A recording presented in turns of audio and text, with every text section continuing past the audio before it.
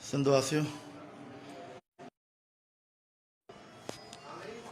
मां पंहिंजे घर में आहियां। मां 19 ग्रेड प्रोफेसर आहियां। मूं सूफ़ीज़म ते मां सूफ़ी आहियां ऐं सूफ़ीज़म ते मूं हिकिड़ी का पोस्ट रखी, उन ते चवनि था का FIR कटी आहे। दर ते पुलिस वारा मुंहिंजो दर था भञनि। हे दर आहे मुंहिंजो, हे मुंहिंजो दर भञनि था पिया पुलिस वारा, बिना कंहिं ॻोह जे हुजे। मूंखे को लेटर कोन आयो आहे, मूंखे का ॻाल्हि कोन आई आहे ऐं मूं ते जेका तशदुद करण जी कोशिशि था कनि। मुंहिंजा ॿार बचा नंग वेठा आहिनि घरनि में।